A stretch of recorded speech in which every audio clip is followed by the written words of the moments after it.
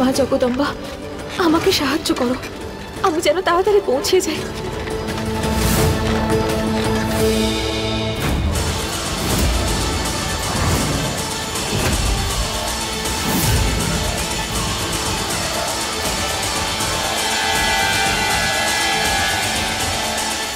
নিজেদের মধ্যে কে কখন কাকে আক্রমণ করে তার থেকে বাঁচবার জন্যই অমরের হাতে তলোয়ার তুলে দিয়েছি।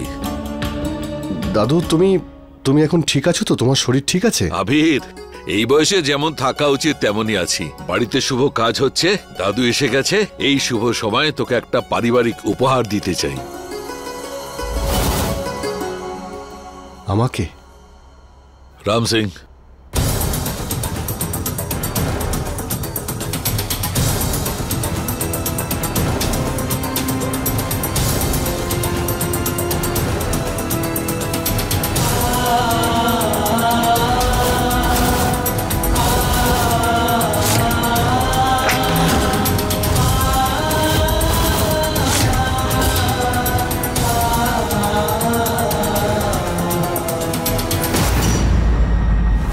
দাদু, এই তলোয়ারটা? এটা আমাদের পবিত্র তলোয়ার। এ পর্যন্ত এটা আমার ভাই ব্যবহার করেছে। এই তলোয়ার এই পরিবারের সবচেয়ে বড় ছেলেকে দেওয়ার কথা।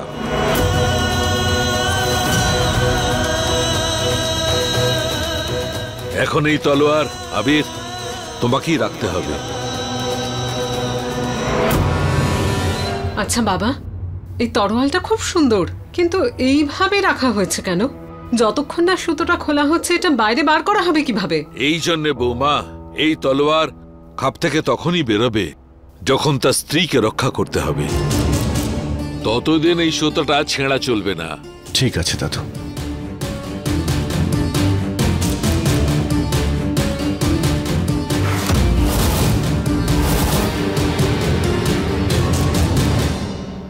ওয়াও আবির, তাহলে এটা আমাদের প্রোটেকশনের জন্য?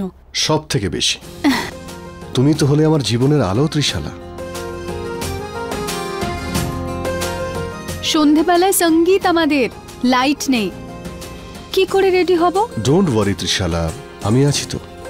আমি এই অনুষ্ঠানটাকে অন্ধকারে হতেই দেব না। আমার মনে হয় না ইলেকট্রিশিয়ান তাড়াতাড়ি আসবে আর কখন আসবে, কিন্তু আমি নিজে গিয়ে চেক করে আসছি।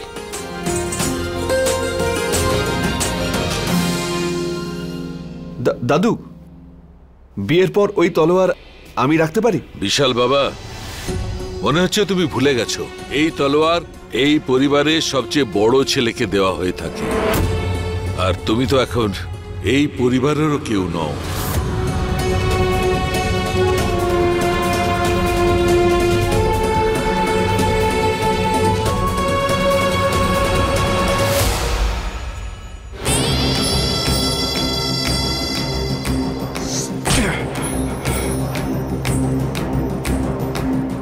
আমার জীবনের সবচেয়ে বড় কাঁটা হলো আবির।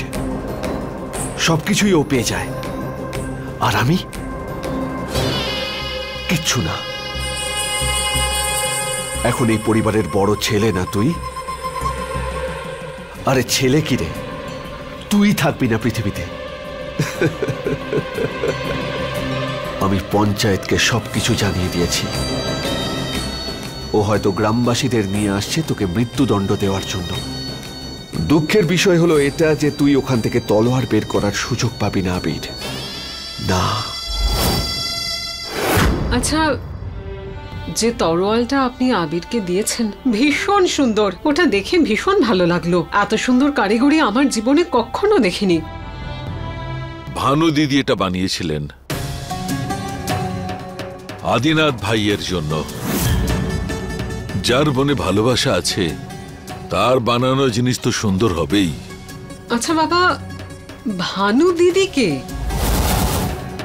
আমাদের বংশে আগে কখনো ওনার নাম শুনিনি। হ্যাঁ, আদিনাথ বাবুর বিয়ে তো শগুনা কাকির সাথে হয়েছিল, তাই না?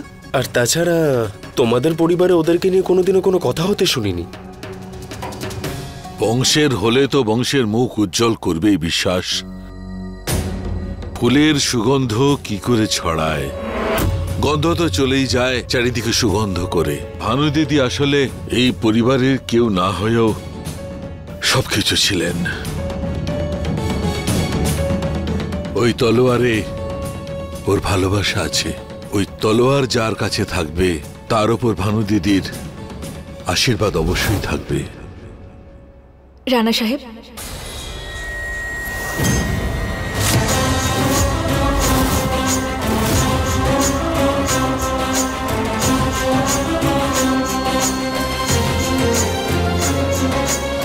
এই তলোয়ার হাতে আপনাকে ভালো মানিয়েছে।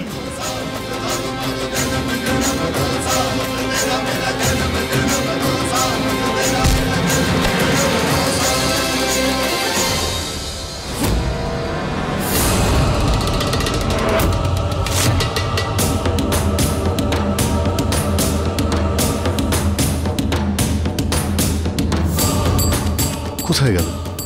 এক্ষুনি তো এখানেই ছিল। প্রতাপ সিং। হ্যাঁ বলুন। এক্ষুনি এখানে একটা মেয়ে বসেছিল। কিন্তু আমি তো এখানে কাউকে দেখতে পাইনি। আমি তো এখানেই পরিষ্কার করছিলাম। বলছি যে আপনার শরীর ঠিক আছে তো? হ্যাঁ, আমি ঠিক আছি। আচ্ছা, তুমি একটা কাজ করো, আমাকে এটা বলো যেখানে ফিউজ বক্সটা কোথায়। ওই তো বাইরের দেওয়ালে আছে। ঠিক আছে, তুমি যাও। আমি সব জায়গায় ওই বিধিকে কেন দেখতে পাচ্ছি? ওই মেয়েটা আমার মাথার মধ্যে কেন বসে গেছে?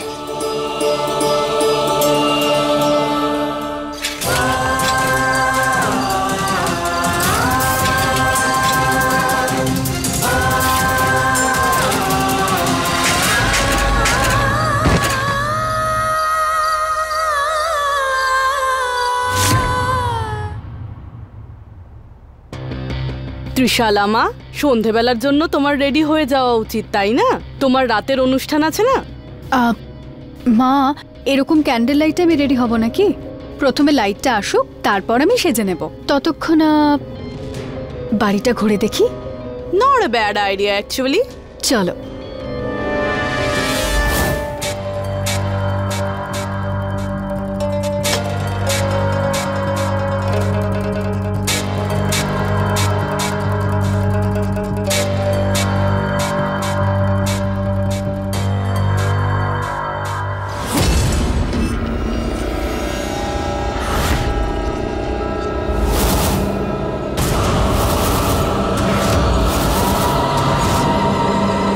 এই দরজাটা কিসের?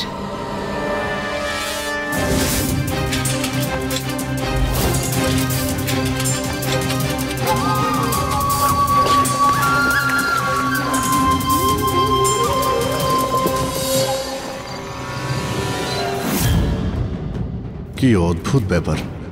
ফিউজ বক্সও ঠিক আছে, সব তারও ঠিক আছে, কোনো শর্ট সার্কিটও হয়নি, তাহলে কারেন্ট নেই কেন?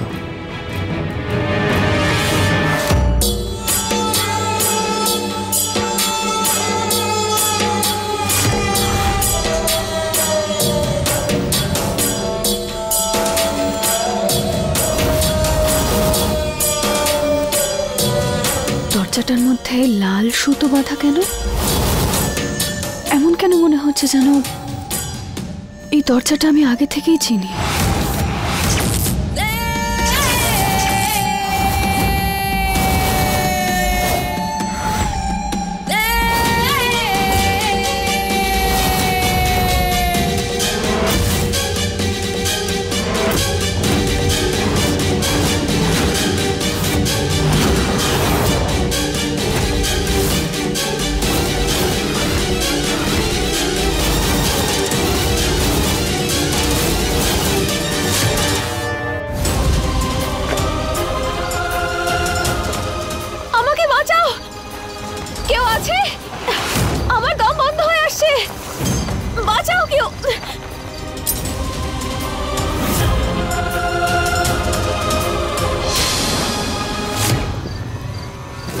এই তলোয়ার হাত থেকে তখনই বেরোবে যখন নিজের স্ত্রীকে রক্ষা করতে হবে।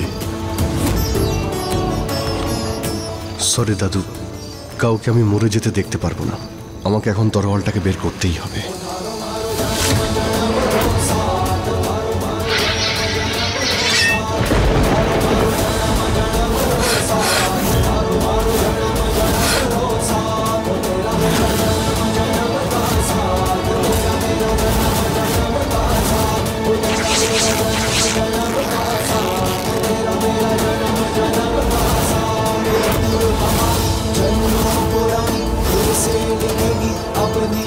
আপনি জোরে জোরে নিঃশ্বাস নিন।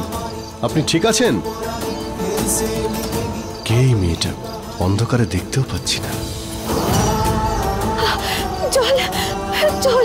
আপনি দাঁড়ান, আমি এখনই জল নিয়ে আসছি।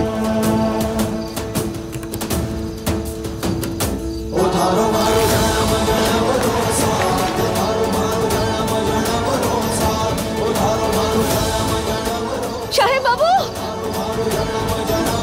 এই দরজাটা দেখে আমার খুব অদ্ভুত একটা ফিল হচ্ছে। আমি দেখতে চাইছে এটার ভেতরে কি আছে।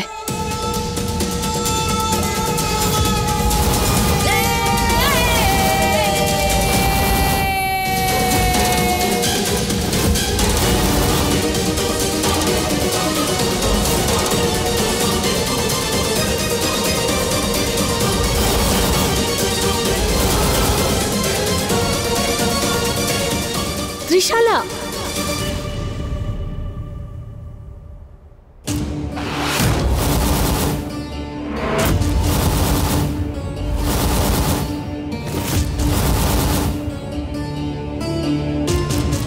কি করতে যাচ্ছ তুমি?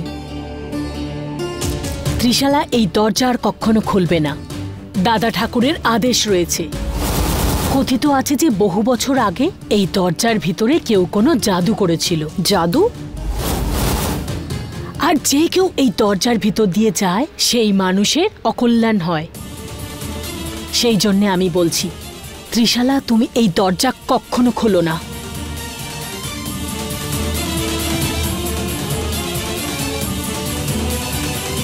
যা খুশি একটা বলে গেল কাকিমা। এখানে জাদু?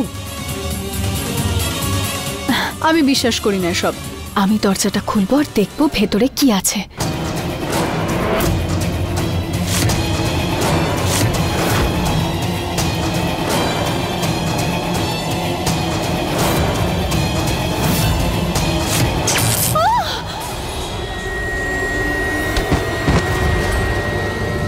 ত্রিশালা, ত্রিশালা, তুই ঠিক আছিস তো? ত্রিশালা,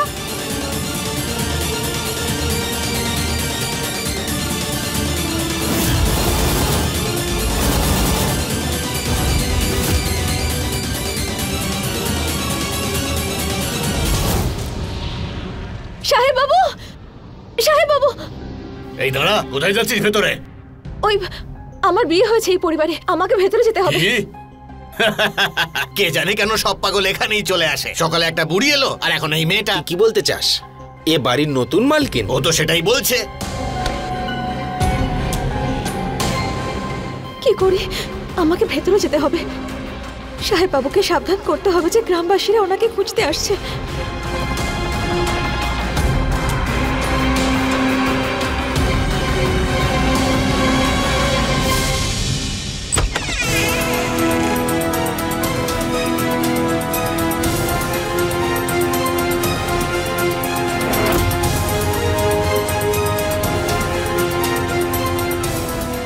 তোমাকে অনেক অনেক ধন্যবাদ দেবীমা। ভেতরে যাওয়ার পথ পেয়ে গেছি।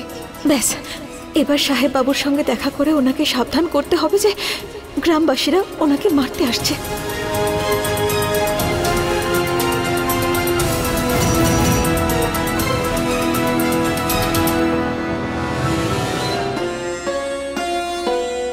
কি গো, দেখো জ্বর তো কমছেই না। কি করে কম হবে শোনায় না? এক তো কারেন্ট নেই, তার উপরে এত গরম। ওনার সুস্থ হতে গেলে ঠান্ডা হাওয়ার প্রয়োজন।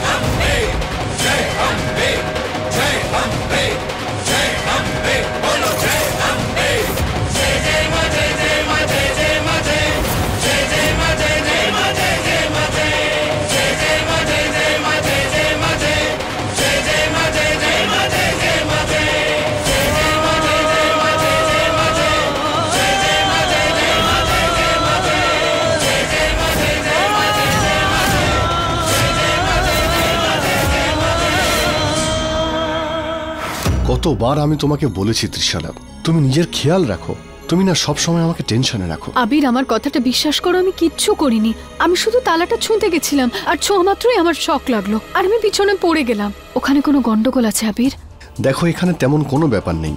এটা অনেক পুরনো মহল, তাই মাঝে মধ্যে লোডশেডিং হয়।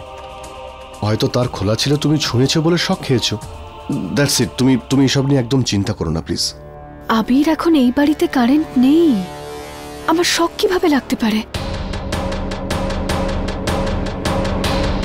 তাহলে নিশ্চয়ই অন্ধকারের জন্যই হয়েছে। তোমার পা স্লিপ করেছে আর তুমি পড়ে গেছো। দেখো ত্রিশালা, আমি এটা জানি যে তুমি অনেকদিন ধরে খুব স্ট্রেস নিচ্ছ, তাই প্লিজ তুমি কিন্তু এসব নিয়ে আর ভেবো না। আর আমি তো ইনফ্যাক্ট সব ফিউজও চেক করেছি, সব তারও ওকে আছে, কোনো সমস্যা নেই। আমি শুধু এটাই ভাবছি কারেন্ট আসবে কখন।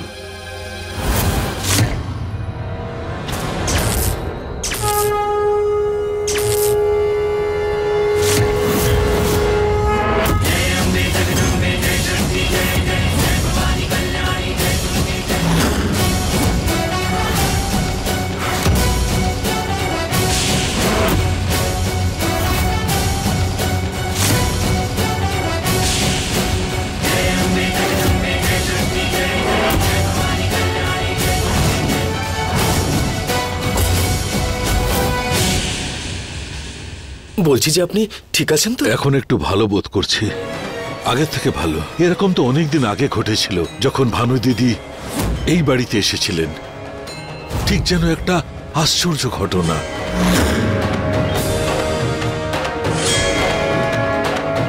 ও যেন এই পরিবারে ঠান্ডা হাওয়ার ঢেউ হয়ে এসেছিল, সঙ্গে এনেছিল আলো।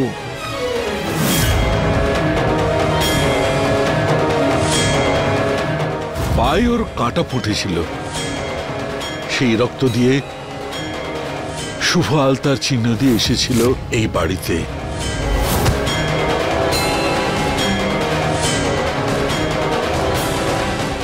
মানে ভানু দিদি এসেছে। ভানু দিদি, ভানু দিদি। আমি এই কোন ভাবনায় হারিয়ে গিয়েছিলাম? আমি তো সাহেব বাবুকে খুঁজতে এসেছি, এখানেই কোথাও আছেন হয়তো, আমায় খুঁজতে হবে। যাক, কিছু তো ভালো হচ্ছে, কারেন্ট চলে এসেছে। আবির আর ত্রিশলার বিয়েটা এবার ভালো মতো হবে।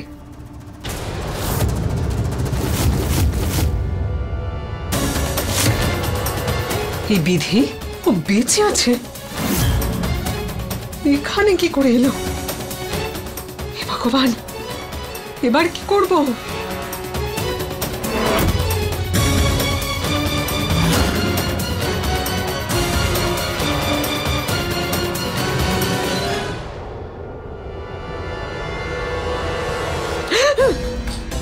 কি হলো, আপনি এভাবে লুকিয়ে আছেন কেন? এদিকে আসুন। ওই দেখুন কে এসেছে। ওই মেয়েটা বিধি, ও তো বেঁচে ফিরে এসেছে ওখান থেকে। দেখুন, আমাদের বাড়ি অব্দি চলে এসেছে। যদি আবির ওকে কোনোভাবে দেখে নেয় না, তাহলে বিশাল বড় গন্ডগোল হয়ে যাবে বেয়ান। আর একটা কথা, আমি এই বাড়িতে কাউকে বলিনি যে আবির আর বিধির বিয়ে হয়ে গিয়েছে। আর যদি কোনোভাবে বাবা এই কথাটা জানতে পেরে যান, তাহলে আবির আর ত্রিশালার বিয়ে হবে না। আবির আর ত্রিশালার বিয়েতে আর কোনো রকম গন্ডগোল চাই না, প্লিজ। কি যে করি রাম সিং। হ্যাঁ মালকিন। দেখো, ওই মেয়েটাকে দেখতে পাচ্ছ তুমি ওখানে? হ্যাঁ। যে কোনো ভাবেই হোক ওই মেয়েটাকে এখান থেকে বাইরে বের করো। এই বাড়ি থেকে মেয়েটাকে চিরকালের জন্য বাইরে দেখতে চাই আমি। আচ্ছা মালকিন।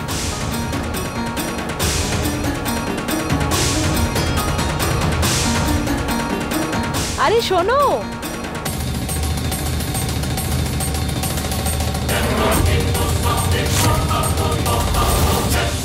এই নাও, হ্যাঁ এই পুজো সামগ্রীগুলো নিয়ে যাও ওখানে। ঠিক আছে। দিদি, আপনি এটা কি করছেন? রাম সিং এর এখন অনেক কাজ, এটা আপনি আমাকে দিন না। আর এমনিতেও বাড়ির অন্যান্য কাজ সারতে হবে রাম সিংকে। ভালো হয়েছে কেউ দেখতে পাননি, যদি আমাকে দেখে ফেলতেন তাহলে এখান থেকে বের করে দিতেন। সাবধানে থাকতে হবে আমায়। রাম সিং, তুমি যাও, কাজটা শেষ করো। করুণা দিদি এই জিনিসগুলো নিয়েও তো কোথাও যাচ্ছিল না, তোমার কাছেই আসছিল। তুমি ছেলের মা হওয়ার জন্য তুমি যতগুলো এগুলো বানাবে, ত্রিশালা আর আবির ততই ভালো থাকবে। এসো।